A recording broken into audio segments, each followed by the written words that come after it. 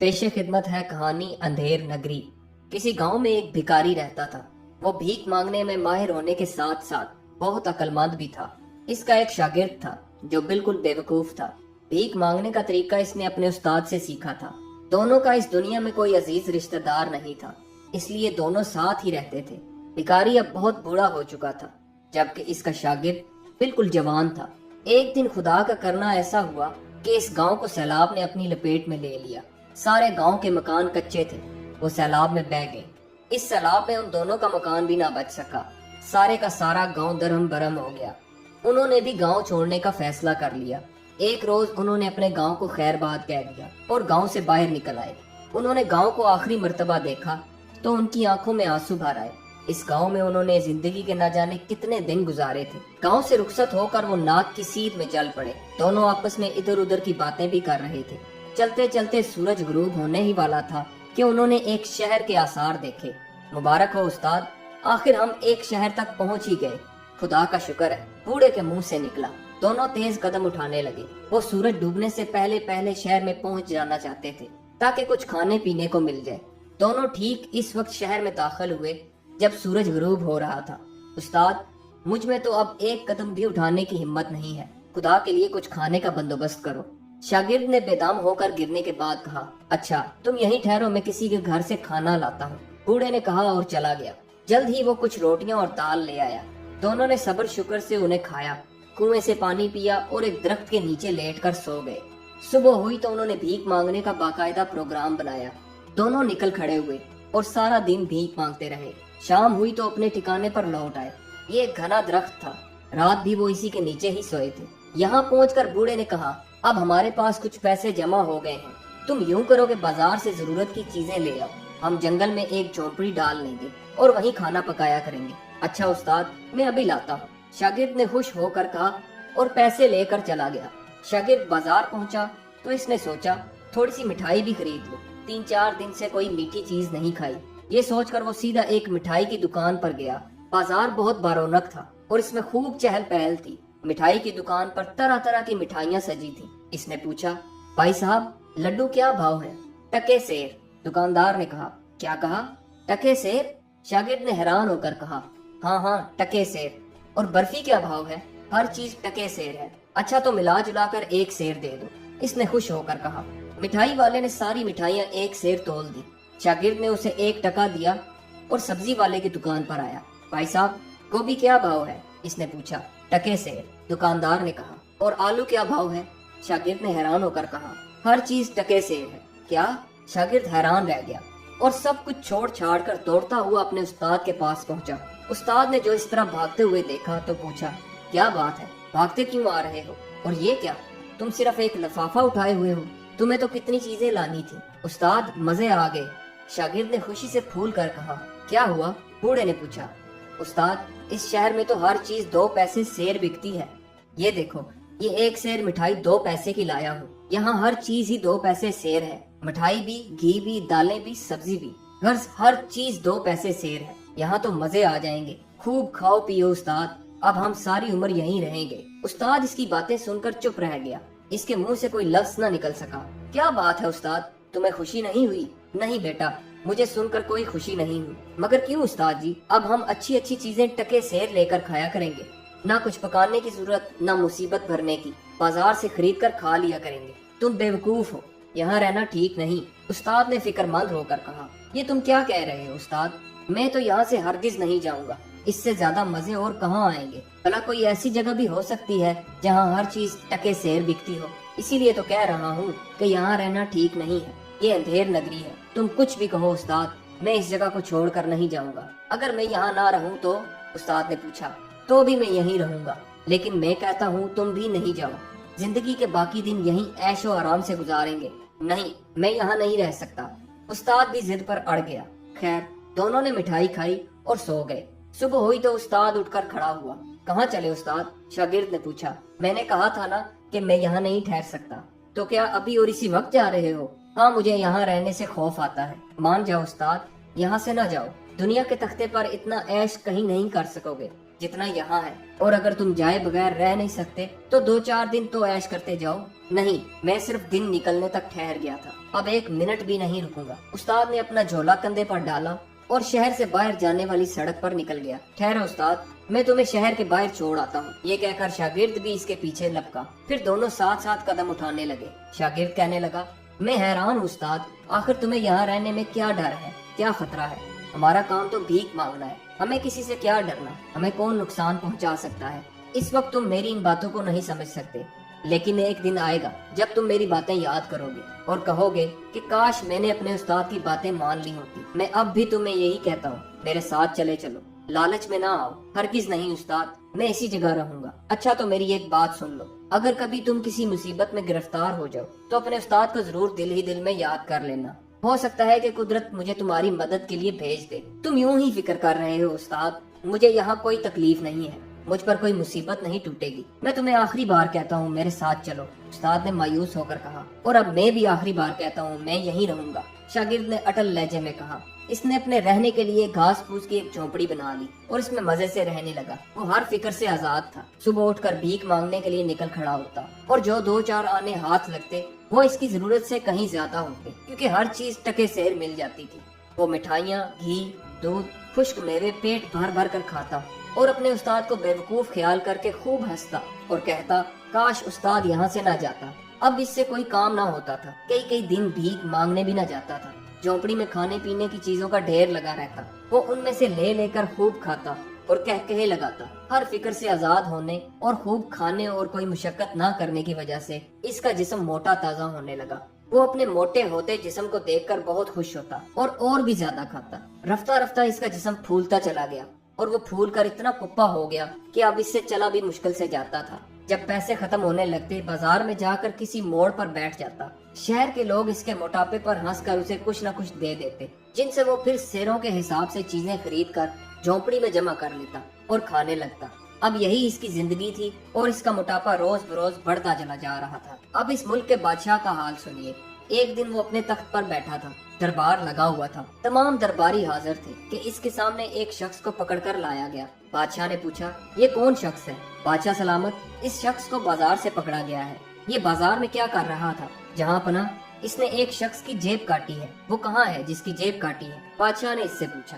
वो बाहर मौजूद है, सिपाही बोला। उसे पेश करो, बादशाह ने कहा। इस शख्स को पेश किया गया। बादशाह ने इससे पूछा, क्या इस शख्स ने तुम्हारी जेब काटी है? जी हाँ, इसने खुश होकर कहा। तुमने उसे जेब काटने ही क्यों दी? बादशाह ने गुर्रा कर पूछा। जी, वो शख्स घबरा गया। तुम्हारी गफलत की सजा तुम्हें दी जाएगी। जेब कुतरे को छोड़ दो, क्योंकि ये तो लोगों को होशियार करने का फर्ज अंजाम दे रहा था, और इसे पकड़ लो। इसने अपनी जेब कटने ही क्यों दी? कल सुबह उसे शहर के चौराहे पर फांसी पर लटका दिया जाए। बादशाह का हुक्म सुनते ही जेब कुतरे को छोड़ दिया गया और जिसकी जेब कटी थी उसे पकड़ लिया गया। दूसरे दिन चौराहे पर तिल धरने की जगह न थी। इस बेगुनाह शख्स को जंजीरों में जकड़कर चौराहे पर लाया गया। वो गरीब थर थर कांप रहा था। लोगों की तादाद में लम्हा बलम्हा इजाफा हो रहा था। आखिर खुदा खुदा करके बादशाह सलामत की सवारी आई। बादशाह एक ऊंची जगह पर खड़ा हो गया और इसने इशारा किया कि फांसी दे दी जाए। जल्लाद आगे बढ़ा। इसने फंदा इस आदमी की गर्दन में डाला, लेकिन फंदा ढीला था और वो शख्स बहुत दुबला पतला था। जल्लाद में भी इतनी अकल कहाँ थी कि फंदे की गिरा को तंग कर देता। हैरान और परेशान कभी फंदे और कभी इस आदमी की गर्दन को देखने लगा।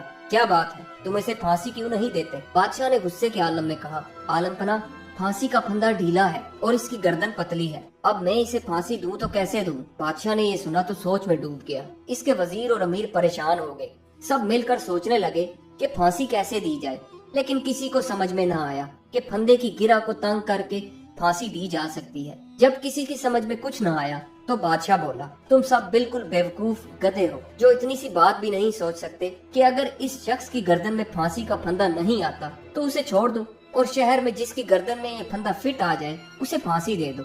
लेकिन फांसी देने से पहले हमें जरूर इतला दी जाए, क्योंकि हम ये तमाशा अपनी आंखों से देखना चाहते हैं। बादशाह का हुक्म सुनकर सब लोग इसकी अक्लमंदी की दाद दिए बगैर न रह सके। इसने कितनी शानदार तरकीब बताई है और वो सब कितने बेवकूफ हैं कि इतनी सी बात भी न सोच सके। फंदा उतार कर सिपाहियों को दे दिया गया और वो ऐसे शख्स की तलाश में निकल खड़े हुए जिसकी गर्दन में ये फंदा फिट आ सके। सबसे पहले वो एक मोटे हलवाई के पास पहुँचे।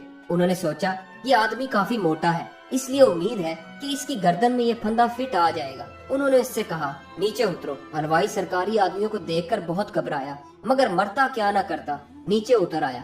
سپاہیوں نے پھندا اس کی گردن میں ڈال کر دیکھا، لیکن پھندا ابھی بھی ڈھیلا تھا۔ انہوں نے مایوس ہو کر پھندا اس کی گردن سے نکال لیا اور کہا جاؤ، تم پھانسی کے لائق نہیں، تمہاری گردن اتنی موٹی نہیں جتنا کہ یہ پھندا ہے۔ اسی طرح وہ لوگوں کے گلے میں پھندا ڈال ڈال کر دیکھتے رہے، لیکن پھندا چونکہ بہت ڈھیلا تھا اس لیے کسی کی گردن میں فٹ ہی نہیں آیا۔ اچانک سپاہیوں کا ایک موٹا آدمی نظر آیا، وہ اسے دیکھ کر بہت خوش ہوئے اور اس کی طرف بڑھنے لگے۔ وہ شخص ایک مٹھائی کی دکان پر کھڑا تھا۔ شاگرد 3-4 دن سے بازار نہیں گیا تھا، جھونپڑی میں پڑے کھانے کی چیزیں ختم ہو گئی تھی اور اس کے پاس پیسے بھی نہیں تھے، اس لیے وہ بازار کی طرف چل پڑا۔ بازار پہنچتے پہنچتے اس کو 3-4 آنے بھیک مل چکے تھے، اس لیے وہ سب سے پہلے ایک مٹھائی کی دکان پر گیا اور اس سے 5 سیر مٹھائی تولنے کے لیے کہا۔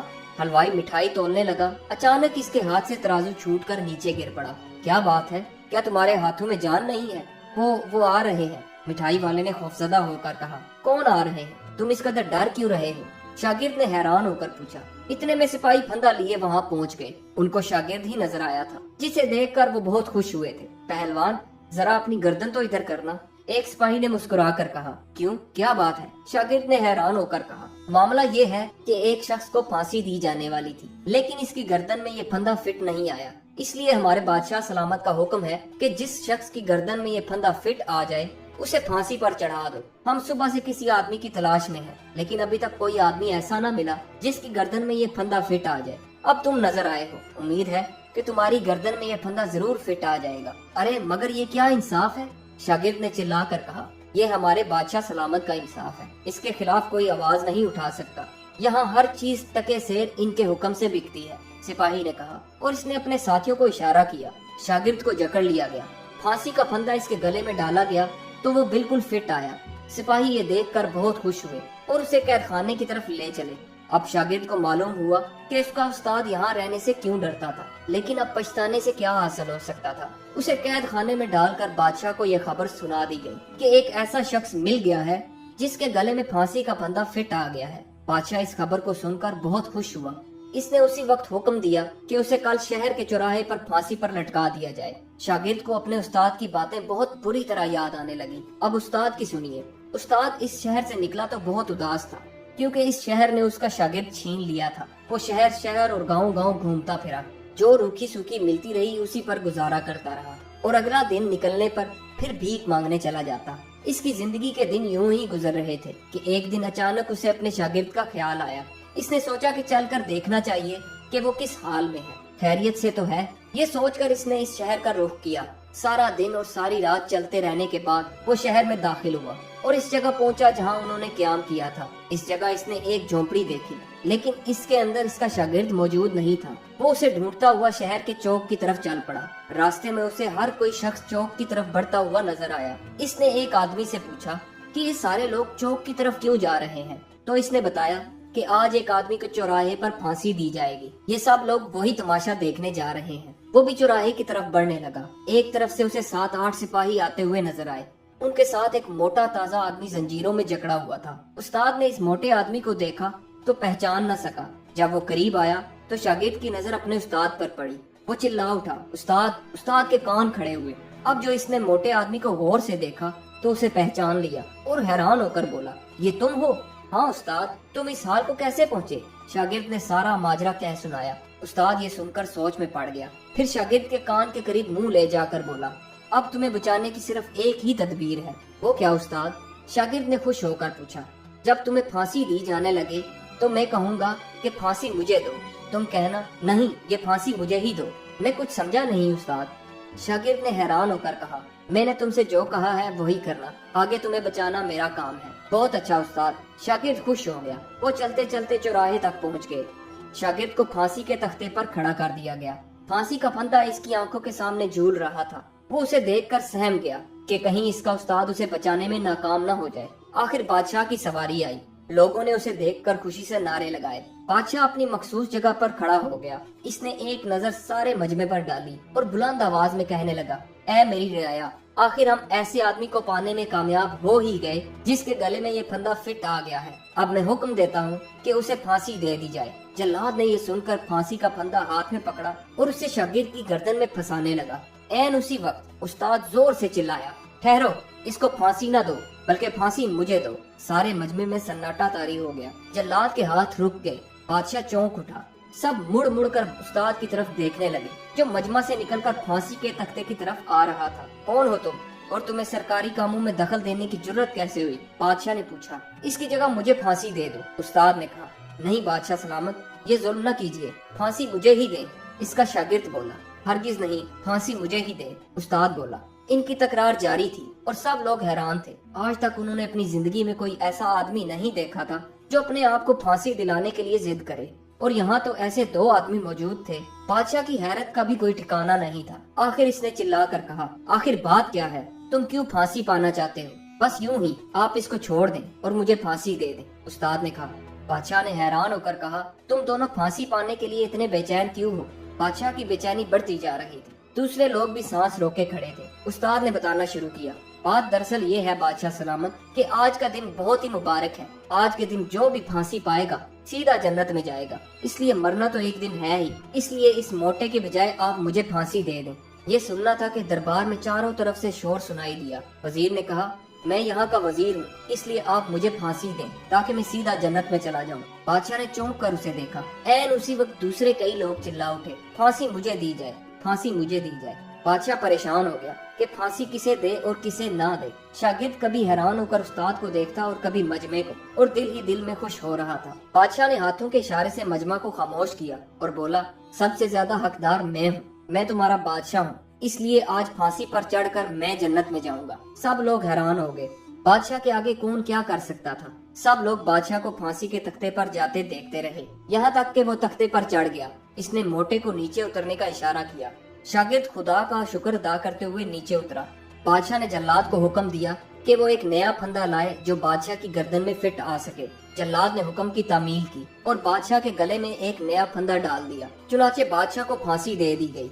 बादशाह की फांसी का ये मंजर लोग महव हैरत से देखने में मशगूल थे कि उनका बादशाह सीधा जन्नत में जा रहा है। इस मौका से फायदा उठाते हुए उस्ताद और शागिर्द दोनों चुपचाप दरबार से बाहर निकल आए और खुदा का शुक्र अदा किया। दोस्तों, ये कहानी आपको कैसी लगी? कमेंट्स में अपनी राय का इजहार जरूर कीजिएगा और हमारे चैनल को सब्सक्राइब जरूर कीजिएगा। वीडियो देखने का बहुत बहुत शुक्रिया।